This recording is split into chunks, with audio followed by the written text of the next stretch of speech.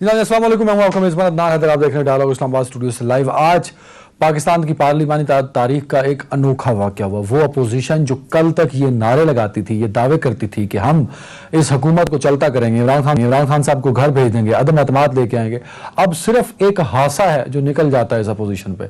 मतलब मैं क्या, अपनी परसेप्शन क्या, अब तो ये हकीकत बन चुकी है हर एक के सामने कि पाकिस्तान की तारीख की सबसे नाअहल और निकम्मी है ये अपोजिशन। अगर हम बात करें कि हुकूमत नाअहल है या अपोजिशन नाअहल है, तो सबसे ज्यादा वोट मेरे ख्याल में अपोजिशन को पड़ेंगे कि अपोजिशन नाअहल है, क्योंकि हुकूमत जो भी बिल पास कराना चाहे वो नेशनल असेंबली से हो, वो पास करा लेती है, वो सेनेट में हो जहां इनकी अक्सरियत है वो इनसे भी पास करा लेती है।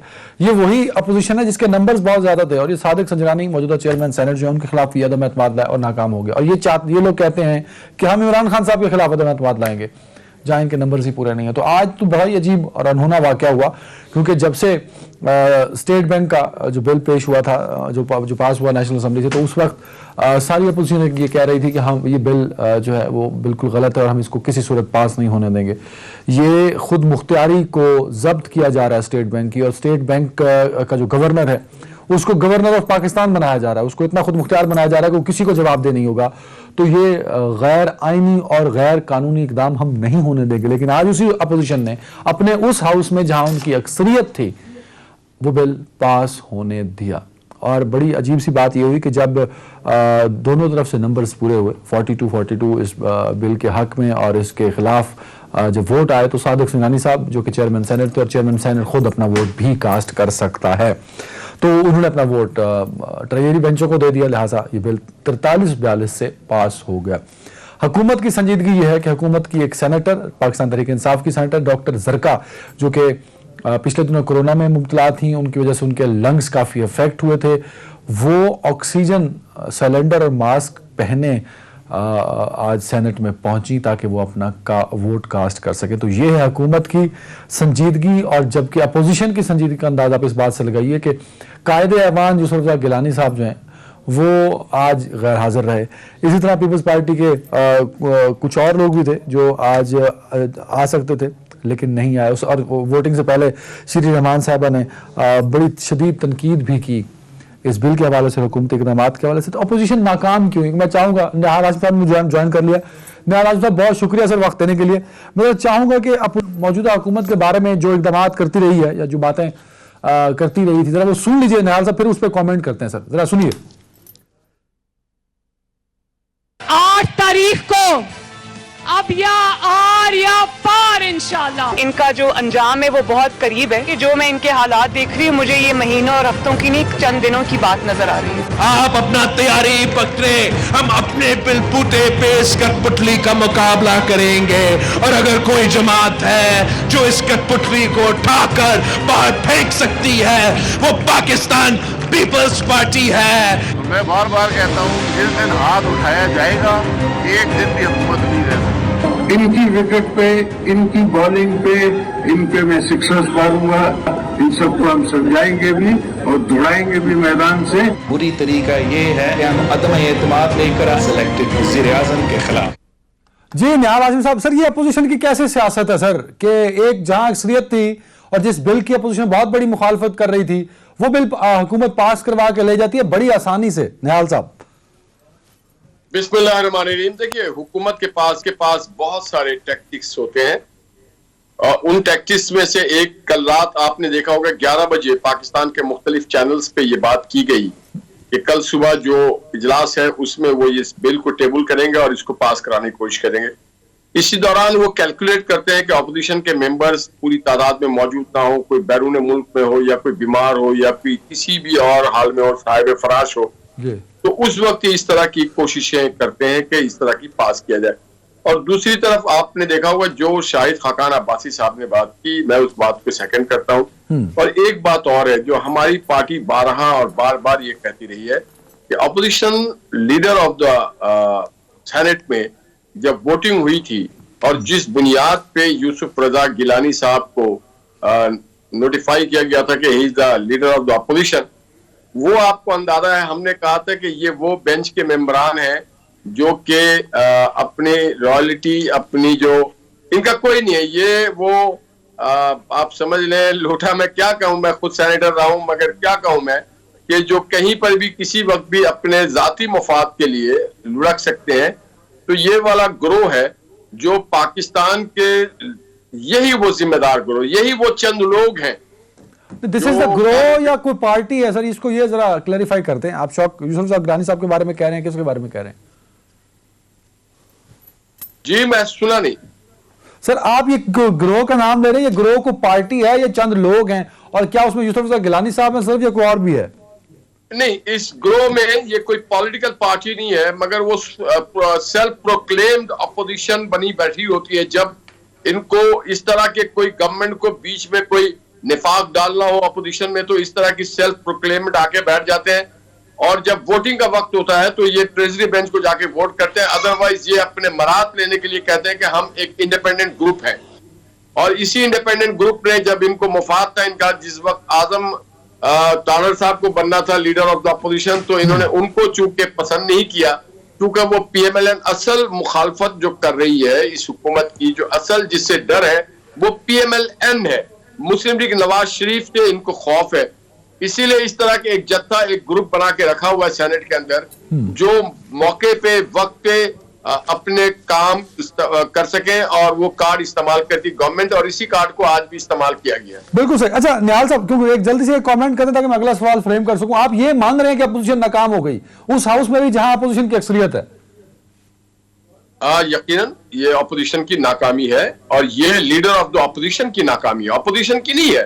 जो लीडर ऑफ द अपोजिशन है सेनेट में, उनकी मुकम्मल नाकामी है कि वो, उनकी सीट तो महफूज रह गई, मगर पाकिस्तान के स्टेट बैंक की खुद मुख्तारी महफूज नहीं है। ये लवा फिक्रिया सोचने के लिए। शौकत बसरा साहब है पाकिस्तान तहरीक इंसाफ से। शौकत बसरा साहब, बहुत शुक्रिया सर वक्त देने के लिए। सेनेट में थी, लेकिन आप अपना बिल पास करवाने में कामयाब हो गए सर। तो ये बिल जो है वो बड़े क्लोज नंबरों से पास हुआ है। तो क्या ये बिल पास होना को बकायदा आप लोगों ने प्लानिंग की हुई थी, बकायदा वर्कआउट किया हुआ था, या बस ये जिस तरह निहाल हाशमी साहब ने कहा कि सडन आप लोगों ने प्लान बनाया और अपोजिशन को मौका ही नहीं दिया कि वो नंबर पूरे कर सके? सर अदनान, पहली बात तो यह है कि मैंने स्काइप पे आना था, गवर्नर साहब भावलपुर आए हुए, मैं माफी चाहता हूँ, अभी भी वो इधर है, मैं नहीं आ सका। अच्छा, अब जहां तक अदनान भाई आपने बात की, देखें ना तंग करें, ये तो इतनी प्यारी सी, इतनी बेजरर होम्योपैथिक फ्रेंडली अपोजिशन, इतनी अच्छी अपोजिशन तो आपने जिंदगी में नहीं देखी होगी। और हम तो इस अपोजिशन, आप ऐसे इन लोगों को जोश दिलाते रहते हैं, आप कहते हैं कि कूद पड़ो न आग में, ओ भाई पल्ले नहीं तेला तो कर दी फिर दी मेला मेला। अब मुझे बताए ना, वोट को इज्जत देने से मामला शुरू हुआ, क्या क्या बातें नहीं की इन्होंने चीफ ऑफ आर्मी स्टाफ के मुतालिक। याद है आपको, भाग भाग के वोट दिया उन्होंने बाजवा साहब को। भाग, अभी मैं बातें सुन रहा था। निहाल साहब मैं टाइम देता हूं आपको। निहाल साहब मैं टाइम निहाल साहब तो हमेशा निहाल रहते हैं, मेरे भाई हैं, ये नजरियाती आदमी है, लेकिन इनको क्या पता कि इनकी क्या क्या मजबूरियां हैं, कहाँ गोले वाला है, कहाँ पापड़ वाला पड़ा है, कहाँ टीटी वाला पड़ा है, कहाँ पे आपने अरबों खरबों भी, क्या बात करते हैं आप इनकी। आप मुझे बताए ना, आपको याद है कि लाइव तकरीर में चीफ ऑफ आर्मी स्टाफ के मतलब गुफ्तगू होती रही। अच्छा, उसके बाद मैं कौन कौन से इजलास की आपको कार्रवाई बताऊं कि जो मुतफिका इजलास हुए, मुश्तरका इजलास हुए। चले सेनेट की बात ही कर लेते हैं भाई, सेनेट में सो कॉल्ड मेजोरिटी तो इनकी है ना, तो बताएं क्या हुआ वहां पर? नहीं सर, एक बात है, निहाल साहब की एक बात तो फैक्ट्स पर है कि आपने एजेंडा रात को 10 बजे दिया सर। सुने यार, छोड़ देना, कौन सा आलमी जंग हो रही है कि आप आधी रात को एजेंडा देते हैं? मेरी बात सुने, कुछ टाइम पहले दे दें अदनान सर। ये वो दौर नहीं है, सुन ले हाँ। ये वो दौर नहीं है कि आपने एजेंडा रात 10 बजे दिया है। आज तो व्हाट्सएप का दौर है, आज सोशल मीडिया का दौर है, एक एक आदमी को। देखिए, इन्होंने ये कहा कि मुल्क की इज्जत का सौदा कर दिया गया, मुल्क की खैरत को बेच दिया गया, मुल्क को पता नहीं क्या क्या इनको अगर इस बात का अंदाजा होता कि हमने गलत किया है, तो मुझे बताइए, फर्ज करें मैं, हम for the sake of arguments, बंदे जो इनके गैर हाजिर हुए जरा गिनने कौन कौन है, किधर किधर है वो। भाई पंजाब वाला किसी में भी कोने में भी हो तो उसको कितना टाइम लगता है? आजकल तो मोटरवे बनी हुई है, 7 घंटे 8 घंटे जो मैक्सिमम है। नहीं सर, आप भी पॉलिटिकल वर्कर हैं, टाइम चाहिए होता है। देखो निहाल साहब कुछ कह रहे थे, निहाल साहब की सुन लें जी। निहाल साहब बोलिएगा please.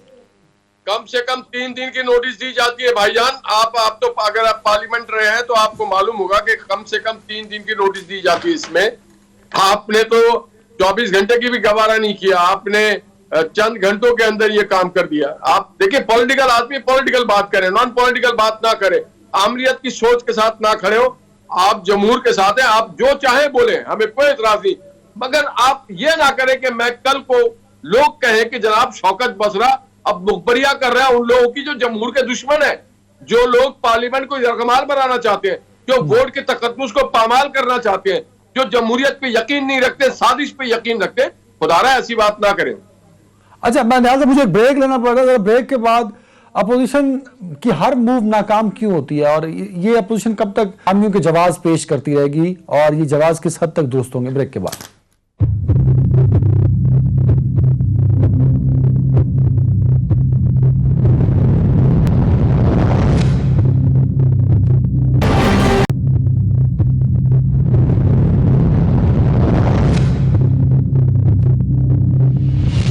Welcome back. Pakistan Peoples Party से सैयद हसन मुर्तजा साहब ने ज्वाइन किया। हसन मुर्तजा साहब, बहुत शुक्रिया सर वक्त देने के लिए। ये क्या किया सर आज सेनेट में पाकिस्तान पीपल्स पार्टी ने? सर मैं अदनान भाई, मैं आज टाउन हल्के में मैं कोई पूरा देख नहीं सका, तो इसलिए अगर आप किसी और को पहले दे दें। अच्छा चलो, मैं निहाल हाशमी साहब से शुरू करता हूं। वैसे हम इस पे बात कर चुके हैं, आप थोड़ा लेट आए शो में। निहाल हाशमी साहब, क्या सारा मलबा पीपल्स पार्टी पर डाल देना ठीक होगा? नहीं, मैंने कहा ना, जो इज्तिमाई ज़मीर की जिम्मेदारी है। हसन मुर्तजा एक बहुत ही मंझे हुए और बड़ा dedicated, I salute him for his political commitment. मैं बसरा साहब को कह रहा था कि वो भी एक पॉलिटिकल वर्कर हैं, तो बसरा साहब पॉलिटिकल वर्कर वाला एक्ट करे। वो बात चना जवाब गंदुम और वो पॉलिटिकल पार्टीज को और पॉलिटिकल वर्कर्स को मिलाइन करते हैं।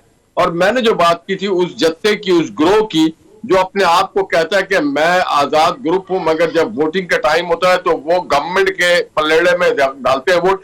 अच्छा, कुछ ऐसे लोग आ जाते हैं सियासत में जो अपनी तजारत समझ के सियासत को करते हैं और जो मुफादात की सियासत करते हैं। मुर्तजा और हमारे जैसे लोग बहुत कम है जो जब आते हैं सियासत में तो शायद जेब भर के आते हैं और जब जाते हैं तो खाली जेब जाते हैं और घर वाले ही बोलते हैं साढ़े पल्ले कुछ नहीं है। तो बात यह है कि आज जिन लोगों ने ये काम किया है उन्होंने फरोग किया है पाकिस्तान की माशी खुद मुख्तारी को। सर माशी खुद मुख्तारी पे मैं आता हूँ, स्टेट बैंक की बात। ये एक चीज क्लियर कर दीजिए, मैंने अभी ब्रेक में ये बात भी चेक की थी, आप लोग भी एक रात के नोटिस पे, एक दिन के नोटिस पे इजलास बुलाते रहे जब आपकी गवर्नमेंट थी सर।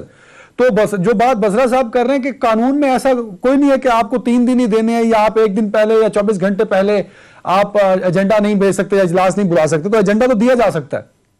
नहीं, अगर हमने कभी कोई गलती की है तो क्या ये भी गलती करेंगे? हम तो कभी नहीं कह रहे थे कि तब्दीली का साल है, 90 दिन में सब कुछ ठीक कर देंगे, मिस्टर क्लीन है, मिस्टर स्मार्ट है, मिस्टर ईमानदार है। सारे बेईमान लोग बैठे हुए। अगर माजी की हुकूमतों ने, आमरीत हो या जमहूरियत, उन्होंने गलती की थी। इमरान खान का नारा तो कुछ और है, इमरान खान का नारा कुछ और था और उन्होंने काम क्या किया, यू टर्न से भी ज्यादा बड़े यू टर्न निकाला है। तो देखिए, कोई 2 wrongs आर नॉट 1 मैंने इक्वल नहीं कर सकते आप। 2 अगर गलतियां हैं तो उसको आप एक को सही तो नहीं कह सकते हैं। अगर माजी की किसी भी हुकूमत ने किया हो तो हम उससे सताइश नहीं देते, हम उससे अच्छा नहीं समझते हैं। माजी की गलतियों से हमें सीखना चाहिए, ना कि बार बार उसी गलती को बार बार दोहराना चाहिए। तो मैं ये समझता हूं कि ये हमने तो कभी क्लेम नहीं किया कि हम मिस्टर निहाल साहब एक और पॉइंट क्लियर कर दीजिए सर। निहाल साहब रियासत मदीना की बात कर नहीं करते। नहीं सर, आप लोग अदम एतमाद की बात, आप लोग इस हुकूमत को घर भेजने की बात करते हैं। तो जब आप दावे इतने बड़े करते हैं, जिस फ्लोर पे आपकी अक्सरियत है वहां आप हुकूमत को नहीं रोक सकते, तो फिर आप ये जो हुकूमत को घर भेजने के, अदम एतमाद लाने के, इमरान खान साहब को वज़ारत उज़्मा से हटाने की जो बातें करते हैं, क्या वो वोटर्स को सब्ज बाग दिखाने के मुताबिक है? नहीं, इसके अलावा कुछ नहीं। सबसे पहले तो हम एक्सपोज करते हैं इमरान खान को, उसके सपोर्टर को, उसके हिमायतियों को, उसको लाने वालों को, और हम ये बावर करवाते हैं। देखिए, जो शाहिद खाकान साहब ने कहा वो बिल्कुल ठीक कहा कि जिस दिन टेलीफोन आना बंद हो जाएगा, जिस दिन हाथ उड़ जाएगा, उस दिन इनके इत्तेहादी भी इनका साथ छोड़ जाएंगे और इनके अपने अंदर नूर आलम खां जैसे लोग जैसे हैं वो आ जाएंगे और वो कहेंगे जी हम इस गवर्नमेंट के साथ नहीं चल सकते। आज चूंकि धौंस है, धांधली है, दबाव है, लालच है, ये सारी चीजें हैं, इस वजह से ये कामयाब हो रहे हैं। जिनके वेस्टेड इंटरेस्ट है, जिनके मुफाद है, जो पैसे कमा रहे हैं, जो पैसे बना रहे हैं, इस मुल्क को लूट रहे हैं, जो इख्तियारात का बिल्कुल ठीक। हसन मुर्तजा साहब, सर आपकी पार्टी यूसुफ गिलानी साहब लीडर ऑफ द हाउस है सर, तो अपोजिशन का लीडर ही नहीं है और एक वोट से हुकूमत बिल पास कराई थी और बिलावल साहब को, पूरी पीपल्स पार्टी को सेनेट के इस बिल पर एतराज था सर। तो आपको तो चाहिए था कि आप आज ये बिल पास ना होने देते। पीपल्स पार्टी और खासतौर पर यूसुफ गिलानी साहब का ना होना एक सवालिया निशान है सबके लिए। देखिए अदनान, बहुत शुक्रिया। मैं निहाल हाशमी साहब का बड़ा शुक्रगुजार हूँ। वो बुजुर्ग हैं, बड़े भाई हैं और उनकी मोहब्बत और प्यार जो है वो सर आंखों पर। गुजारिश अदनान ये है कि ये जिंदगी में बिल भी पास होते रहने हैं, लेजिस्लेशन भी होती रहनी है, कानून भी बनते रहने हैं। और तो आपने देखा होगा कि जनरल ज़ियाउल हक ने भी बड़ी शूरे बनाए और बड़े उन्होंने अपने कानून पास किए और आइन में अमेंडमेंट्स की, और फिर LFO भी हमने देखा और उस पर सारा शोर हो, और फिर वो भी हमने 18th अमेंडमेंट की शक्ल में सारा कुछ जाते हुए देखा और जमहूरियत बहाल होते हुए देखी। गुजारिश ये है कि जो रिवायात हम कायम कर रहे हैं पार्लियामेंट के अंदर या अपर हाउस के अंदर या सूबाई असेंबलियों के अंदर, भाई वो लम्हे फिक्रिया है। हम क्या करते जा रहे हैं, हमें ना आज किसी के मर्ग के हवाले से कोई एहसास है, ना किसी का कोई अगर साथी हमारा कोई चला जाता है तो हम उसकी आड़ में अपनी लेजिस्लेशन करने के चक्कर में पड़ जाते हैं। इस तरह कभी भी ना हुकूमतें चलती हैं ना हाउस चलते हैं। ये तो बिल्कुल आमरीत वाला दौर, और आप यूं कह लें कि एहसास ही खत्म हो गया है। अगर आज यूसुफ रजा गिलानी साहब अपने एक दोस्त, अपने एक कुलीग, अपने एक दरीना साथी, अपने एक कॉमरेड के लिए अगर वो उसकी फातिहा पर जाते हैं और पीछे से असेंबली के अंदर ये कुछ हो जाता है, तो मैं नहीं समझता कि ये कोई अच्छी रिवायत कायम की गई है। बाकी लेजिस्लेशन आज इनके पास अक्सरियत है, कई जगह पर ये लेजिस्लेशन भी कर सकते हैं। वो कल सारा कुछ अंडू होना है। अच्छा, अंडू होना है, बहाल होनी है, वो सारी चीजें फारिग हो जानी है। इन्होंने फिर मुंह तकते रह जाना है। लेकिन जो ये बात होगी ये अपनी जगह खड़ी रहेगी कि इन्होंने एक MNA एक साथी के मरने पर और बाकी उसके अफसोस में गए हुए थे, तो इन्होंने पीछे से बसरा साहब सर ये जिस तरह आप लोगों ने आज बिल पास कराया, अपोजिशन के कई एतराजात हैं सर, कि एक तो आपने एजेंडा बहुत ही कम वक्त के नोटिस पे दिया और उसके बाद यूसुफ गिलानी साहब कहीं बाहर गए एक जगह फातिहा कहने, जब आपने देखा कि फ्लोर में उनके नंबर कम हुए तो आपने वो बिल वोटिंग के लिए पेश कर दिया। हालांकि उससे पहले श्री रहमान साहब कह चुकी थी कि हमारे नंबर ज्यादा हैं और आप ये बिल पास नहीं करा सकते, और चेयरमैन सेनेट कह रहे हैं कि भाई अपोजिशन कर दी कि बिल पेश किया जाए, चेयरमैन सेनेट कह रहे हैं कि हुकूमत नहीं पेश कर रही, तो मैं क्या करूं? ये तो मैंने खुद सुना और अपनी आंखों से देखा है। आपको पता है कि इनके कितने वोट ज्यादा हैं? 16 सेनेटर्स। आप एक की बात कर रहे हैं, 2 की करें, 3 की, क्या बात करें अदनान यार, छोड़ दें इन बातों को। मैं फिर बात पहले भी आपको कह चुका हूं, 16 सेनेटर्स इनके ज्यादा हैं। आप किन किन को गिनेंगे, कौन कहां था, कौन किधर आया, कौन किधर नहीं गया, छोड़ दें इन बातों को। मैं फिर आपको कह रहा हूं, जब इनको ये पता था कितनी कितनी बड़ी बातें, कितने मौला जाट की बढ़कें, मुल्क गिरवी रख दिया गया, मुल्क अंग्रेजों को दे दिया, मुल्क का सौदा कर दिया। तो भाई इतनी बड़ी बातें करने के बाद मैं कहता हूं कि मैं दुनिया के किसी कोने में होता ना तो 24 घंटे में पहुंच सकता था। छोड़ दें बातों को। दूसरी बात, अब गुजारिश ये है कि हमें प्रॉब्लम हमारा ये है कि हम पॉलिटिकल पॉइंट स्कोरिंग करते वक्त ये नहीं देखते हमारे मुल्क का नुकसान किसमें और फायदा किसमें है। हम वक्ती तौर पर अपनी सियासत के लिए नहीं सर, बसरा साहब, बसरा पॉइंट ले लेना।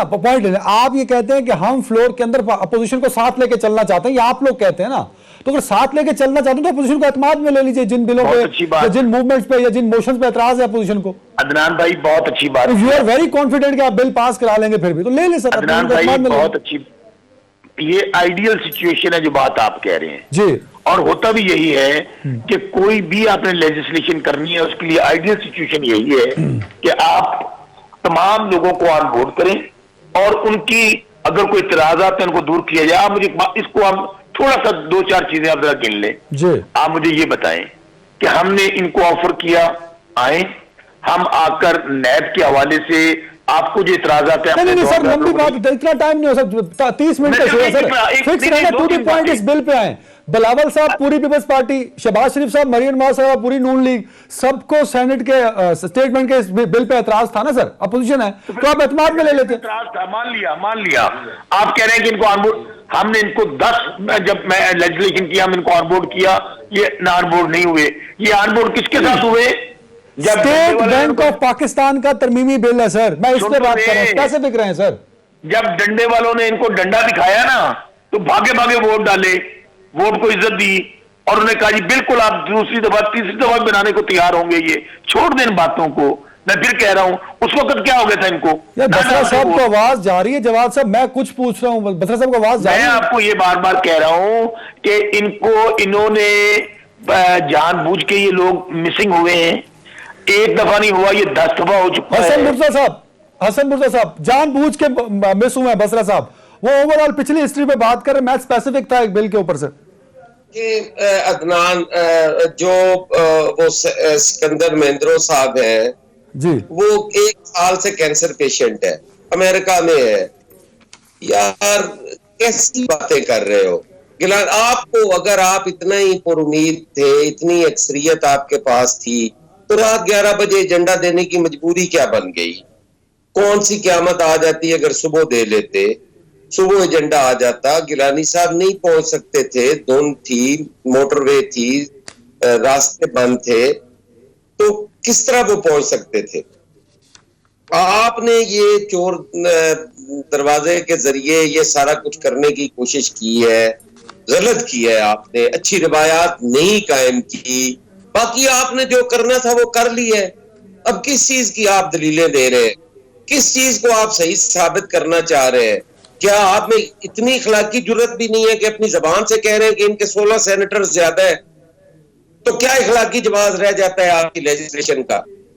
इसका मतलब है कि अगर अपोजिशन गैर हाजिर है तो आप ये मुल्क बेच दें। और आप जिस बात को कह रहे हैं कि अंग्रेजों को दे दिया, आपने बेचा नहीं है कश्मीर, आपने इस मुल्क के पानी और दरिया नहीं बेचे थे, आपका वो भी एक आका था जिसने ये बेचे थे। आपने स्टेट बैंक जो है वो गिरवी नहीं रख दिया। क्यों यार इस तरह, क्यों कौम की आंखों में धूल झोंकते हो बसरा साहब? आप अच्छे खासे एक अच्छे खानदानी आदमी थे, आपको क्या अचानक हो गया कि आप बिल्कुल किसी चीज को, कोई असूल, कोई जाब्ता, कोई इखलाकियात, कोई आईनी जिम्मेदारी, यार कुछ भी नहीं आप समझ रहे? क्या इमरान खान की हुकूमत जो है उसने 3.25 साल में क्या डिलीवर कर लिया है जो इस बिल के बाद वो सारा कुछ डिलीवर कर लेगा? तो कल भी कुछ नहीं कर सका वो, आज भी कुछ नहीं कर सकना उसने, और आने वाले वक्त में भी कुछ नहीं कर सकना। आपने इस अवाम को धोखा दिया है, इस मुल्क की यूथ को गुमराह किया है, इस मुल्क की यूथ को मायूस किया है। हमें खतरा ये है कि आने वाला कोई भी प्राइम मिनिस्टर होगा, ये लोग उस पर यकीन नहीं करेंगे। लोगों के बिलीव। अच्छा, इस पर मैं बसरा साहब से रिस्पांस दूंगा सर, अब उनके टर्न पे। हाशमी साहब, तो हमारी जमहूरी जद्दोजहद है, हम जमहूरी कारकुन हैं, हम लोग बड़ी मेहनतों से यहां तक पहुंचे हैं। आप एक जागीरदार होंगे, मैं एक आम आदमी, एक लेमैन, एक वर्कर हूं।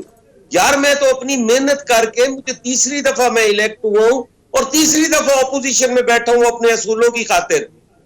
मैं अपनी सियासी वफादारी तब्दील नहीं कर सकता बसरा साहब। मुझे क्या हासिल है? मैं क्या, मेरे बच्चे क्या कहेंगे जब मैं नहीं होऊंगा कि इसने सारी जिंदगी जाया कर दी? और क्या हासिल हुआ हमें? आप यार उस यूथ को खुदा के लिए मायूस ना करो, इस मुल्क पर रहम करो, इस मुल्क के इदारों पर रहम करो। आपने इदारे तबाह करके रख दिए। मैं आता हूं सर, हसन भाई बसरा साहब से रिस्पांस देता हूं। निहाल हाशमी साहब, सर बसरा साहब का कहना यह है कि वो तो, उनका इशारा नून लीग की तरफ था कि वो तो नून लीग को कई मरतबा कह चुके हैं कि लेजिस्लेशन पे आई, हम आपको एतमाद में लेके चलते हैं। नून लीग एतमाद में नहीं आना चाहती, with in floor, national assembly हो या सेनेट हो। सर अदनान भाई, आपको याद होगा leader of the opposition in the national assembly Shahbaz Sharif साहब ने अपनी पहली तकरीर में इमरान खान को यह दावत दी थी, आए माजी को भूल जाए, पाकिस्तान के खातिर आए, आगे बढ़े। अपोजिशन की तमाम जमातें मुश्तरका तौर पे मिलकर, जिस तरह हमने मिसाक़े जमहूरियत किया था, आए मिसाक़े मईशत करते हैं, पाकिस्तान की इकोनॉमी को बेहतर करने के लिए बात करते हैं, एक स्ट्रेटेजिक पॉइंट बनाते हैं, एक स्ट्रेटेजिक सिस्टम बनाते हैं ताकि पाकिस्तान अगले 5 सालों में दुनिया में तरक्की करे, माशी तौर पे, माशरती तौर पे, बेरोजगारी का खात्मा हो, महंगाई का खात्मा हो, रोजगार के मौके हो, आपका एग्रीकल्चर जो ज़रूरी सनत है वो तरक्की करे, इंडस्ट्रियल सनत करे। इमरान खान ने जवाब क्या किया? जवाब ने उसने पूरे अपोजिशन को चोर, डाकू, गाली गलोच, बदतमीजियां, एक प्राइम मिनिस्टर को ये लबो लहजा, ये जुमला क्या जेब देता है? फ्लोर ऑफ द हाउस भी और फ्लोर के बाहर भी। अब बहुत देर हो चुका है, इनके बस में कुछ नहीं है, इनसे बात करना बेकार है। इनसे बात करके हम, जैसा भी हसन भाई ने कहा कि पाकिस्तान के कश्मीर को फरोग करने में और पाकिस्तान के मईशत को फरोग करने में, पाकिस्तान के इदारों को फरोग करने में इस गवर्नमेंट का हिस्सा और साझा नहीं बन सकते। हम पाकिस्तान को बनाने वाले हैं और हसन ने ठीक कहा है कि इंशाल्लाह जब हुकूमत आएगी, सही लोगों की अवामी हुकूमत आएगी, तो ये सारे जो भी अमेंडमेंट लाए गए ये सब इंशाल्लाह खत्म हो जाएंगे। ठीक है, बिल्कुल सही।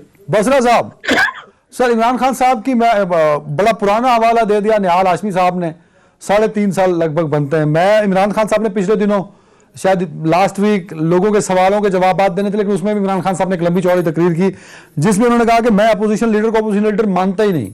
तो ये रविश तो पीटीआई की जानिब से है कि वो विद इन द फ्लोर भी जो एक पार्लिमानी रिवायात हैं उनको भी लेकर नहीं चलना चाहते इमरान खान साहब और पाकिस्तान तहरीक इंसाफ। तो फिर अच्छाई की उम्मीद आप क्यों कैसे रख सकते हैं सर अपोजिशन से? वो कोई भी हो, वो शहबाज शरीफ साहब की जगह कोई और भी अपोजिशन लीडर हो, जब उनसे आप ये कहेंगे कि मैं इसको अपोजिशन लीडर ही नहीं मानता, तो आप उससे कैसे क्या तवक्को रख सकते हैं? और आप याद होगा जब इलेक्शन रिफॉर्म्स का बिल हमने पास करवाया, इन्होंने कहा तो हम तो पास नहीं होने देंगे, अगर हो गया तो हम सुप्रीम कोर्ट में चैलेंज करेंगे। बताएं मुझे इनमें से किसने चैलेंज किया, इन दोनों पार्टियों पूरी अपोजिशन में से? दूसरी बात, अब बार बार कह रहे हैं ना मुल्क बेच दिया, मुल्क गिरवी रख दिया, इन्हें कहें ना अगर बसरा साहब को मेरी आवाज, बसरा साहब मेरा सवाल का जवाब दे दें। मेरी बात तो सुन ले, मैं बड़ी अहम बात कहने लगा हूं। अगर गैर आईनी है, गैर कानूनी है, हमने मुल्क बेच दिया है, बिल पास हो गया ना, इन्हें कहीं जाए सुप्रीम कोर्ट के अंदर, अदालतें किस लिए हैं, जाके वहां चैलेंज करें कि अगर हम ये बड़े मुल्क के मुहिब्बे वतन, हमें पता है कि मोदी का कौन यार है, हमें पता है कारगिल की जंग किसने हारी थी, छोड़ देना बड़ी है। मैं बहुत सारी बातें नहीं कर रहा, अभी वो हसन मुर्तजा साहब बड़ी असूल परस्ती की बातें करते हैं।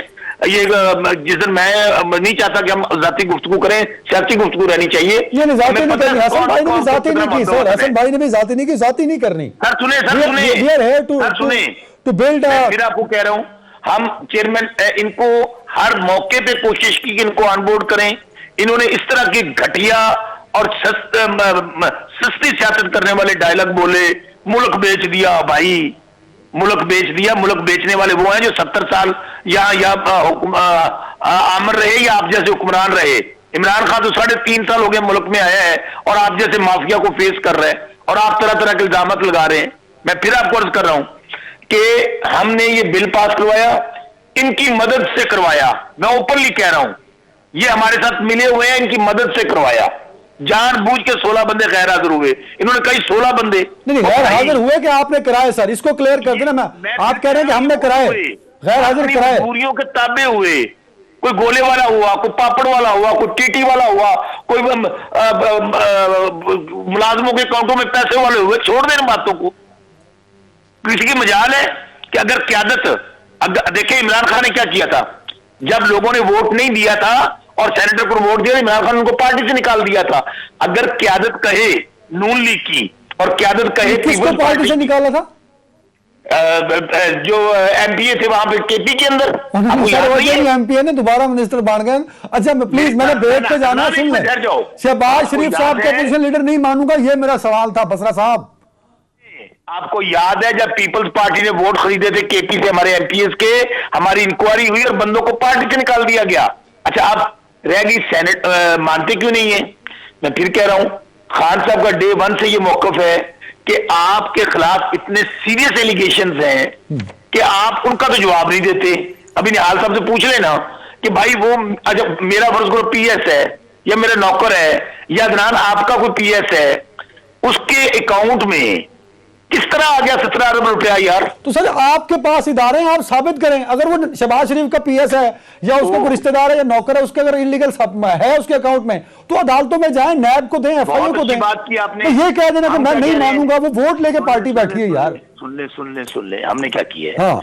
हमने एफआईए ने इंक्वायरी की, एफआईए ने इंक्वायरी करके कौम, मैं फिर कह रहा हूं निहाल हाशमी साहब से मुझे जवाब ले देना, क्या वो जो 17 अरब रुपए हैं, और सर वो क्या नाम था बैरिस्टर साहब का जो आपने घर भेज दिए, उनसे पूछे ना वो क्या जो प्रेस कॉन्फ्रेंस किए करते थे। बात अदनान और कर रहा हूं, वो 2 काफी हैं, आप उनका साथ ना दे, वो 2 काफी हैं। नहीं मैं साथ नहीं दे रहा सर, मैं ये कह रहा हूं कि 17 अरब रुपए क्या वो टीटी क्या उनके मुलाजिम है?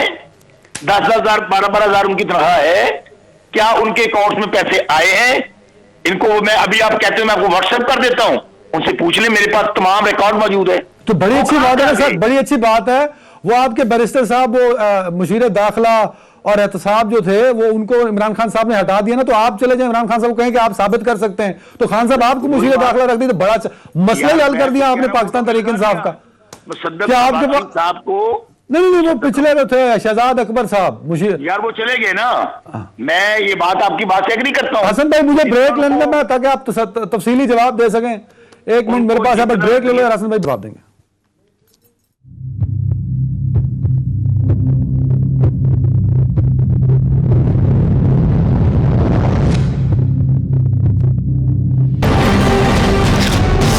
Chocolate biscuit, bigger adventure. New Tresemme Keratin Smooth for professional quality smooth hair, जिसमें है आर्गन ऑयल और केराटिन प्रोटीन जो दे 3 दिन तक फ्रिज कंट्रोल।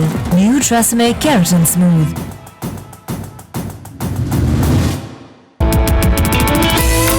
हफ्तेवार लोड ऑफर से अब एंजॉय करें 12 GB डेटा, 100 दूसरे नेटवर्क मिनट्स और लातादार जोंग मिनट्स और SMS सिर्फ 290 रुपए के लोड में पूरे। Welcome back. हसन मुर्तज़ा साहब, ओवर टू यू सर। आखिरी सेगमेंट है, मुझे ये बताइए कि अपोजिशन का जो दावा था कि हुकूमत को टफ टाइम देंगे, हम बिलावल साहब तो डे फर्स्ट से कह रहे हैं कि नंबर्स पूरे करके इनके खिलाफ विद इन फ्लोर तब्दीली आनी चाहिए, तो ये इस बिल के बाद परसेप्शन ये बिल्ड हो रहा है कि अपोजिशन करना कुछ नहीं चाहती, अपोजिशन या कर नहीं सकती, जरा क्लियर कर दीजिए सर। देखिए ऑपोजिशन जो है वो अकलियत में होती है तभी वो ऑपोजिशन होती है। अगर हमारे नंबर्स पूरे हो सर सिग्नल प्रॉब्लम। निहाल हाशमी साहब सर यही बात है कि अपोजिशन का क्या जो बयानिया था कि हम हुकूमत को टफ टाइम देंगे और एक बड़ी तब्दीली ले आ सकेंगे, लेकिन जो कुछ पिछले 3.5 साल में अपोजिशन ने किया, उसे लगता ही है कि अपोजिशन शायद कुछ सॉलिड इकदाम कर नहीं सकती सर। नहीं अदनान, अपोजिशन ने तो इनको घुटने टिकवा दिए, इतनी ज्यादा इनको घुटने टिकवा दिए कि इमरान खान अब चीख पड़े हैं और वो कहते हैं कि मैं अगर सड़ आ गया तो मैं बहुत खतरनाक होऊंगा। तो अगर कोई प्राइम मिनिस्टर इस तरह की बात करता, दुनिया का पहला प्राइम मिनिस्टर होगा जो इस तरह की बात करते हैं कि मैं अगर सड़कों पे आ गया तो मैं आपकी चीखें निकलवा दूंगा, आपको मैं बहुत टफ टाइम दूंगा। और मेरे भाई अभी शौकत जो कह रहे थे 17 और 12 और 10 कितने अरब की बात कर रहे थे, सबसे पहले तो कौम को ये बताएं कि शौकत खानम के नाम पे जो इन्होंने चंदे वसूले थे वो चंदा अपने सियासी मकासद के लिए इस्तेमाल किया, और जो सियासत के लिए चंदा वसूले थे इन्होंने फॉरेन फंडिंग केस, वो कहां पे इस्तेमाल किया, ये जरा बताएं इस पार्टी को और इस मुल्क को और इस कौम को कि दूसरों पे उंगलियां और इशारे कर रहे हैं ये। इमरान खान अपना जरा आमदन बताया और उन्हें बताना पड़ेगा कि 98 लाख रुपीस का टैक्स उन्होंने कहां से दिया, उनकी आमदन के जराए क्या है, उनके अखराजात क्या है, जरा बताएं ना कि आपने जो आपके कैबिनेट में बैठे हुए हैं चीनी चोर, आटा चोर, बिजली चोर, दवाई चोर, गैस चोर, पेट्रोलियम चोर, एलएनजी चोर, और ये मैं नहीं, ये आपके अपनी गवर्नमेंट के जो इदारे हैं वो कह रहे हैं, ये एफआईए की इन्वेस्टिगेशन करी है, ये शुगर कमीशन कह रहा है कि आप लोग चोर हैं, पूरी दुनिया में आपने पाकिस्तान की जग घसाई की। ट्रांसपेरेंसी क्या कह रहा है आपके बारे में? आप उसी ट्रांसपेरेंसी की बात करते थे इमरान खान 2010 में। आज आप देखें कि पाकिस्तान तरक्की कर रहा है। करप्शन में 124 से 140 पे इन लोगों को शर्म नहीं आती? किस मुंह से आते हैं टेलीविजन पे इमरान खान साहब और उनके तर्जुमान आकर के बातें करते हैं पाकिस्तान की अवाम के आंखों में, और फिर ये बात करते हैं रियासत मदीना। और यार खुदा को मारो, और जो छपे हैं अखबारात में आप बदनामी की बात कर रहे हैं। क्या आप कैलिफोर्निया की अदालत की बदनामी का तौग अपने सर पे सजाएंगे? क्या आप वो सारी करप्शन जो आपके ऊपर हुई है आप अपने सर पे सजाएंगे? फिर हमारे मुंह को ना खुलवाएं, जबान हम रखते हैं। फिर अगर हमने बात करनी शुरू कर दी तो बहुत दूर तक जाएगी बात। एक तो रियासत मदीना का नाम ना लिया करें, एक मुतबर्रक चीज को अपने साथ मिलाते हैं कि जी 5 साल उनके भी बड़े टफ टाइम थे। तुम तो 90 दिन का कह के आए थे, तुम तो कह रहे थे तुम करप्शन खत्म कर दोगे, तुम तो कह रहे थे कि अगर करप्शन है तो वजीर आजम चोर है, तो तुमसे बड़ा चोर 70 सालों में कोई आया नहीं। बसरा साहब, पाकिस्तान आज 70 सालों में ये जो बातें आराम से कर रहे हैं, ये वैसे आज हर कोई कर रहा है सर। करप्शन बढ़ गई, महंगाई बढ़ गई, गवर्नेंस है नहीं, तो ये कैसे आप जो 3.5 सालों में नहीं कर सके उस आखिरी 1.5 साल में या आखिरी 1 साल में कैसे करेंगे सर? इतने कॉन्फिडेंट क्यों है? करप्शन एक हकीकत है। मैं कहूं कि करप्शन नहीं हो रही, करप्शन जाहिर है 70 साल में हुई करप्शन है। अब 70 साल में जो करप्शन होती रही है, लूटमार होती रही है, इसीलिए तो अवाम गरीब हो गई है। मुझे बताए ना, वो आमिर थे या ये दोनों पार्टियां थी। ये अगर अवाम गरीब हुई है, अवाम के मसाइल बड़े हैं, तो एक गरीब क्यों नहीं हुए सारे? एक अरबपति तो खरबपति क्यों बन गए ने? पहली बात। दूसरी बात, निहाल हाशमी साहब भाई हैं, मैं उनको जो इस वक्त उनकी ज़हनी हालत है अपोजिशन वालों की मैं समझ सकता हूँ। मुझे इनसे हमदर्दी है। ये बेचारे, इनको कुछ समझ नहीं आ रही कि मुसलसल नारे भी मार रहे हैं कि 20-25 बात तो सुन ले। मैंने निहाल भाई आपको इंटरप्ट नहीं किया ना। 20-25 एमएनए हमारे साथ हैं, हम इनके बंदे हमारे साथ आ रहे हैं, अदम इत्मीनान होनी है, मुंह पे इस्तीफे मारने हैं, सुबह हुकूमत नहीं होनी, और हर जगह पे शिकस्त हो रही है, जगनसाई हो रही है, अपने लोग इनको छोड़ रहे हैं। तो बात यह है कि इनके जज्बात, इनकी परेशानी, इनकी झुंझलाहट मैं समझ सकता हूं। मुझे इनसे हमदर्दी बार बार मैं कर रहा हूं, यकीन माने जो स्पोक्स पर्सन अपोजिशन के आ रहे हैं ना, मुझे उनसे हमदर्दी है। खा वो शाह साहब है, खा वो निहाल भाई हैं, ये दोनों पॉलिटिकल वर्कर हैं। लेकिन इन विचारों का इनके हाथ बस में नहीं है। इनको क्या पता कि लीडरशिप की क्या मजबूरी है, इनको क्या पता लीडर कहां कहां एंगेज हुए हुए हैं, इनको क्या पता वोट की इज्जत को किस तरह वो चीजों को मैनेज किया जा रहा है। इसलिए सर मेरे भाई, उनकी बात होगी ना, अवाम को क्या किया सर जल्दी से? अदनान, इसमें कतई कोई राय नहीं है। हमें बहुत बड़ा इश्यू है। प्राइम मिनिस्टर वक्त मुल्क का प्राइम मिनिस्टर ये कहता है कि मुझे रात को नींद नहीं आती तो सिर्फ महंगाई की वजह से नहीं आती। मैं भी पॉलिटिकल वर्कर हूं, ये बहुत बड़ा मसला है, ये हमारे लिए बहुत बड़ा चैलेंज है। तो सर ये आपने हल करना है ना, ये को अफगानिस्तान से तो किसी ने नहीं आगे करना ना। हसन मुर्तजा साहब सर, कंक्लूडिंग रिमार्क्स है मेरे ख्याल में सर।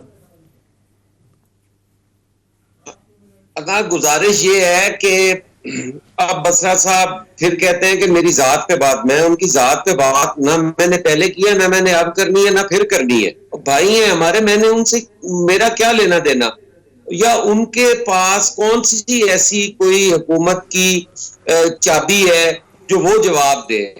हम तो कहते हैं कि जिनके स्पोक्स पर्सन है उनका जवाब हम मांग रहे हैं कि फॉरेन फंडिंग केस का क्या बना, वो पैसा कहां गया, वो इल्जाम ऑपोजिशन ने नहीं लगाया, आपकी पार्टी के बंदे ने आप पे लगाया है। हम आपसे पूछ रहे हैं कि जो टैक्स 98 लाख या कितना जो भरा है इमरान खान साहब ने, उनका कौन सा कारोबार है जिससे वो इतना टैक्स भर रहे हैं? कहां से वो कौन सी आमदन है, मुझे बताएं। वो आमदन का जरिया उन्होंने बताना है। 70 साल के लूटने की बात करते हैं, उसमें 35 साल 40 साल तो आमरीयत है, और आमरीयत का तसलसल ये हम नहीं है। आमरीयत परवेज मुशर्रफ को रेफरेंडम में एजेंट कौन बना था? मिठाई किसने बांटी थी? कौन गया था कि मुझे वजीर आजम बनाओ? ईदी साहब के पास कौन गया था कि आप सदर बन जाओ और मुझे वजीर आजम बना दो? ये जिसको बड़ी जोर से वजारत उज़्मा आई हुई थी ना काफी अरसा से, ये उसका हिसाब हम मांग रहे हैं कि भाई अगर तुम जबरदस्ती से बन गए हो तो उसका हिसाब दो। अब इसको बसरा साहब कहे कि मेरी जात पर हमला है या जुगत मार रहे हैं, तो ये उनकी मर्जी की बात है। हमारे लिए वो अगले एहतराम है।